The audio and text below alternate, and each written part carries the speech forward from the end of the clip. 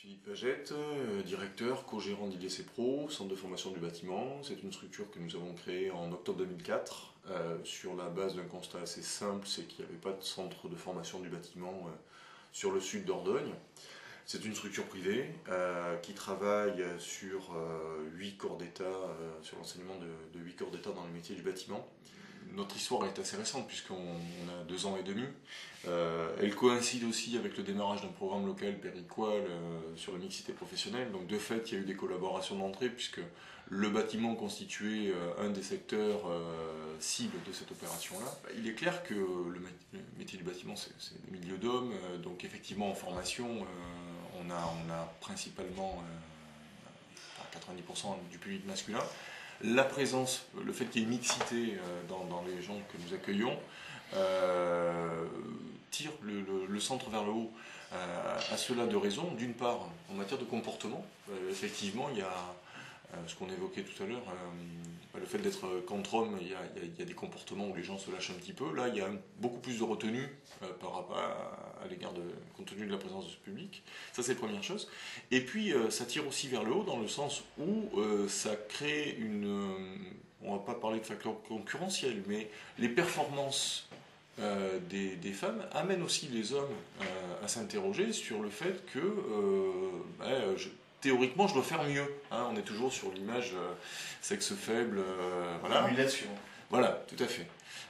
Donc c'est vrai que ça modifie le comportement des gens dans le centre, ça c'est le premier point, et ça tire aussi vers le haut parce que on a observé que les qualités de finition, notamment sur la peinture, puisque c'est les métiers qui sont principalement ciblés, les qualités de finition, le travail rendu, l'exigence qu'ont les femmes de leur production, persévérance, pugnacité, c'est-à-dire qu'effectivement, elles ont fait un choix qui peut paraître encore aujourd'hui courageux, même si ça rentre dans les mœurs. Donc elles sont beaucoup plus persévérantes que ne le sont les gars. Et exigeantes envers elles-mêmes, parce que, alors ça je pense que c'est entre guillemets une qualité naturelle, mais c'est vrai qu'il y a une exigence sur la qualité du travail rendu. On a beaucoup moins de travail entre guillemets salopé. Nous, il y a une chose qu'on défend indépendamment de cette question, c'est que de toute façon, pour arriver à insérer des gens, quel que soit leur sexe, leur qualification, dans les métiers du bâtiment, il ne suffit pas d'accompagner les gens qu'on a insérés. Si on n'accompagne pas en amont l'entreprise, on n'y arrive pas. La question de l'insertion professionnelle ne se pose quasiment pas, tout simplement parce que quand on est dans le passage à l'acte, toutes les représentations que peuvent avoir éventuellement les artisans tombent. Ils ont affaire à des gens qui sont motivés, qui sont peut-être, comme je le disais préalablement, plus motivés que certains hommes. Il y a cette persévérance, cette volonté de réussir, conscient peut-être aussi qu'elles ont fait un choix qui est beaucoup moins simple. Et aujourd'hui, je crois que sur les 8 ou 9 personnes que j'ai évoquées, la maçonne, elle est en CDI à la Sotraco.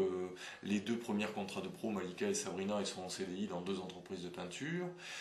Sur le stage acédique, Caroline Moreau, elle est en CDD de plus de 6 mois depuis la semaine dernière. La carleuse qui est sur le PRF, elle sera normalement en contrat durée indéterminée à la fin de son stage.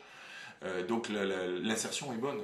Les doutes sur la capacité à insérer des femmes dans le métier du bâtiment, ils sont levés. Du moment qu'on est dans le passage à l'acte, tous les freins théoriques, on se rend compte qu'ils tombent.